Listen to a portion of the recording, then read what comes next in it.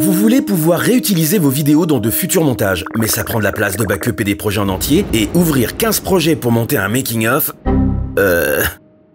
Et si je vous disais qu'il existe une solution très simple à ce problème? J'ai votre attention? Salut à tous, c'est Cyril, et aujourd'hui, je vais vous montrer une technique d'archivage ultime. Pour commencer, on va devoir remplacer notre timeline de montage par une timeline multicanal. Je vous montre comment on fait et ensuite je vais vous expliquer à quoi ça sert. On va donc créer une nouvelle séquence. Pour l'instant, le format vidéo importe peu. On va régler ce problème un peu plus tard comme d'habitude. On va se rendre dans l'onglet Pistes. Ici, vous allez changer le mixage qui est en mode stéréo et vous allez le mettre en multicanal. Ensuite, pour le nombre de canaux, pour notre exemple, on va en mettre 6. Mais comme vous pouvez le voir, vous pouvez en mettre beaucoup plus. Ensuite, on va ajouter le nombre de pistes audio dont on a besoin pour faire notre manœuvre. Ici, si je regarde dans mon montage, j'ai 17 pistes audio. Et enfin, je vais nommer ma séquence. Ici, je vais la nommer montage multicanal. Notre séquence est créée. Maintenant, quand vous agrandissez le vumètre, vous pouvez constater qu'à présent, au lieu de vos 2 canaux audio stéréo habituels, vous avez 6 canaux. Si vous avez suivi mon tuto sur la timeline ultime, vous pouvez passer à l'étape suivante. Sinon, je vous conseille de la suivre et de ranger vos pistes, ou vous allez vivre l'enfer. Non, je plaisante, mais je vous conseille d'y jeter un coup d'œil, c'est indispensable pour la suite. Elle est juste là. Je vais vous demander de vous concentrer pour bien réaliser la prochaine manœuvre. On va maintenant regarder combien de pistes vidéo contient notre montage. Ici, c'est 19. On va créer dans la séquence multicanal le même nombre de pistes vidéo. Clic droit près du nom d'une des pistes, ajouter une piste, et là je vais ajouter 16 pistes. Ça suffira. Je vous avais dit qu'on pourrait configurer rapidement notre timeline, et bien c'est maintenant. On va double-cliquer sur l'un des rushs de notre montage. Comme ceci, on va se rendre dans notre montage multicanal, et on va venir tout simplement le placer n'importe où dans la timeline. Première nous propose de changer le réglage de la séquence pour correspondre à notre rush. On va lui dire qu'on est d'accord. Et voilà, votre séquence est dans le bon format. Vous pouvez maintenant effacer ce rush. Retour dans notre timeline d'origine, on va noter le numéro des pistes qu'on a gelées dans notre montage. Ici dans mon exemple, la piste vidéo 13 et les pistes audio 4 et 13. Et on va geler les mêmes pistes dans la timeline multicanal, puis copier et coller notre montage.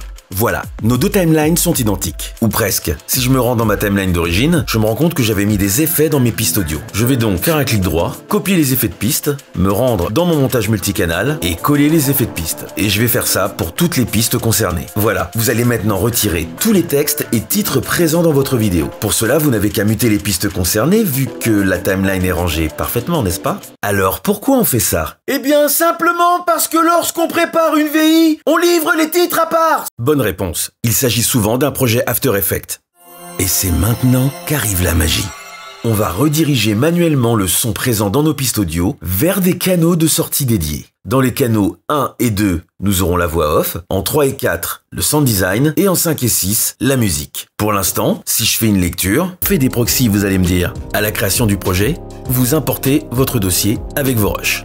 L'intégralité de mon mix module dans les canaux 1 et 2. On va donc solutionner tout ça. Pour ce faire, on va se rendre dans la fenêtre mixage des pistes audio. Je vais l'agrandir pour y voir plus clair. Si vous regardez attentivement, ici, juste au-dessus de lecture, vous avez les canaux auxquels est reliée la piste. Et juste à côté, vous avez une petite icône qui permet de le modifier. Pour les pistes 1 à 3, pas besoin de modifier quoi que ce soit. Ils sont déjà redirigés vers les canaux 1 à 2. Mon sound design, lui, il est réparti dans les pistes audio 5 à audio 12. Je vais donc manuellement toutes les rediriger vers les pistes 3 et 4. Et maintenant pour les dernières pistes, celles dans lesquelles modulera la musique, je vais me mettre sur les canaux 5 et 6, comme prévu. Voilà, je vais réduire la fenêtre mixage, et on va regarder ce que ça donne en lecture. Qui arrive de YouTube? Sinon première aura la tourista.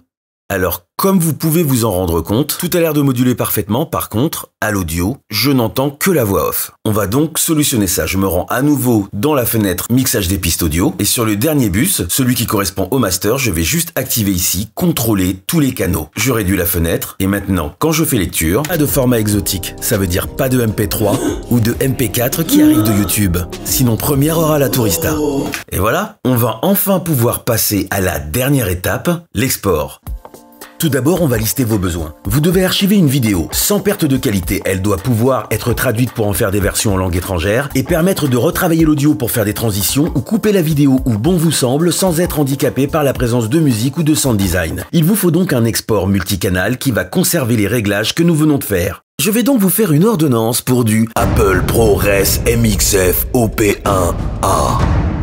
Ça sera parfait pour nous. Encore faut-il savoir le configurer. Direction la page d'export, et ici, dans Format, on va aller chercher Apple ProRes MXF OP1A.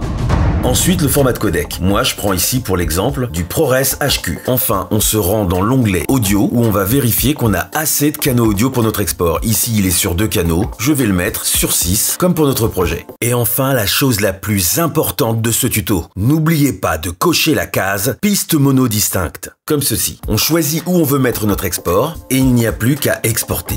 On va quand même vérifier que tout s'est bien passé en réimportant le fichier exporté et en le mettant dans une timeline. Parfait. Si tout va bien, comme moi, vous devriez avoir 6 pistes audio. Sinon, reprenez le tuto du début et trouvez d'où vient l'erreur. Mais j'en vois certains d'entre vous me dire « Mais si moi, ce que je voulais, c'était pouvoir retoucher le montage. Je voudrais des poignées. » Eh bien, figurez-vous que pour ce cas de figure, je vous ai préparé un second tuto que vous pouvez consulter juste ici. À tout de suite.